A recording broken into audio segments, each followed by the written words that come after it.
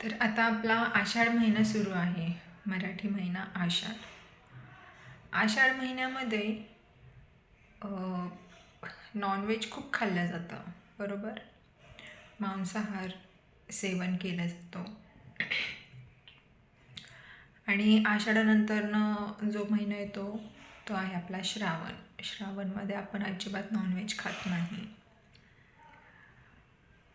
तर म्हणजे मला एक प्रश्न आहे, म्हणजे एक महिनाभर भरपूर नॉनव्हेज खायचं आणि त्याच्यात लगेच दुसऱ्या महिन्यामध्ये अजिबात नॉनव्हेज खायचं नाही.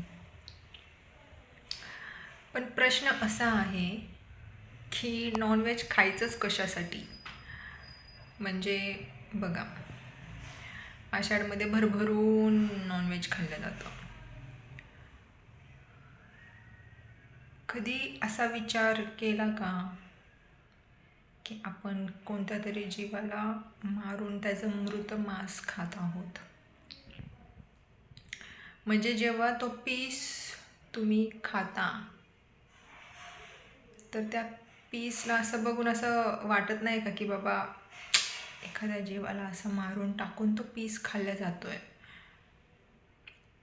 आता रोस्ट चिकन म्हणा, फ्राय फिश म्हणा, ते असं हातात घेतलं तरी नाही का, असं ते बघितलं तरी असं अंगावरती अक्षरशः शहारे येतात की बाबा जिवंत जीवाला मारून टाकून त्याला मीठ मसाला लावून त्याला चटपटीत बनवून लोक खातात आणि ह्याला एन्जॉय म्हणतात. But this is not the enjoyment. एखाद्या जीवाला मारून त्याला पैसे देऊन खरेदी करून खात आहात. So this is not enjoyment. आणि लगेचच श्रावणामध्ये तर मांस न खाणं, हे खाणं ते खाणं, अतिशय तंतोतंत ते पाळणं. पण मांस का खायचं मला तेच कळत नाही. का मांस खातो? जे नॉनव्हेजमध्ये आहे तेच व्हेजिटेरियन फूडमध्ये सुद्धा आहे अवेलेबल सगळं. देवानी आपल्याला जगण्यासाठी प्लांट सोर्स दिलेला आहे, तर तो प्लांट सोर्सचा उपयोग करूनच आपण जगलं पाहिजे असं मला वाटतं. कोणत्याही जीवाची हत्या केली नाही पाहिजे, कारण त्यांना सुद्धा फिलिंग्स असतात, त्यांचा सुद्धा आत्मा आहे, बरोबर. एक छोटीशी मुंगी आहे, तिला सुद्धा फिलिंग्स आहेत, तिचा सुद्धा आत्मा आहे आणि तिच्यासुद्धा अपेक्षा आहेत, तर त्याची रिस्पेक्ट केली पाहिजे. आणि दुसरं जर बोलायचं गेलं तर गायीची जेव्हा डिलेवरी होती त्यावेळेस अगोदर सगळ्यांना अपेक्षा असते की तिला जे जन्माला बाळ होऊन येणार आहे तर ती फिमेल असेल की मेल असेल. फिमेल म्हणजे गाई जर जन्माला आली तर खूप खुश होतात, आणि जर बैल जर जन्माला आला तर मग एवढे लोक खुश होत नाहीत.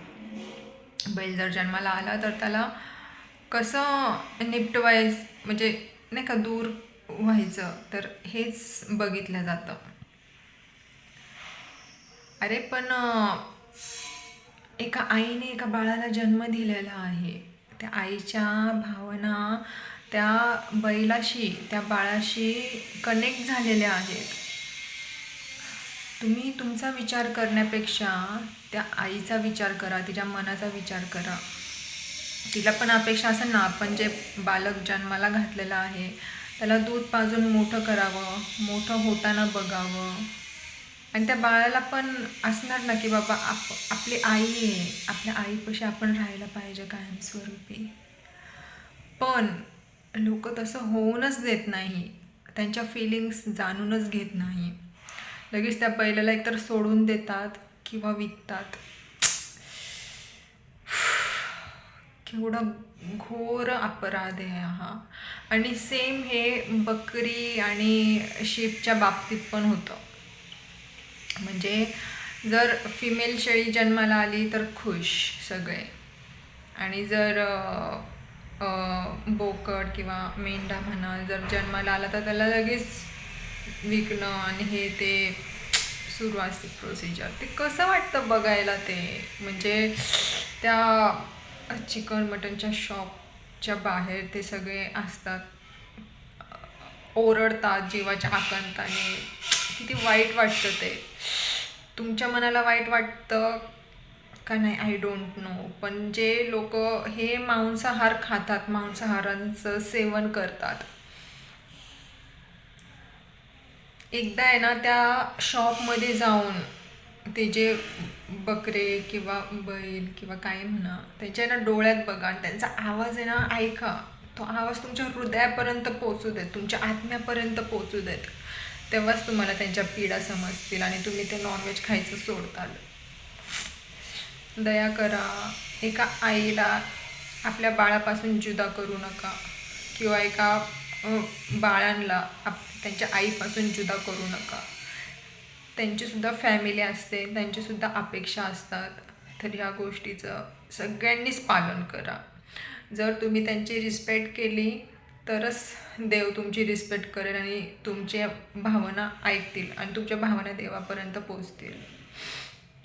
त्याच्यामुळं इक्वल गिव्ह अँड टेक असतं. म्हणजे तुम्ही जर त्यांचं नीट केअर केली तर देव तुमची केअर करणार 100%.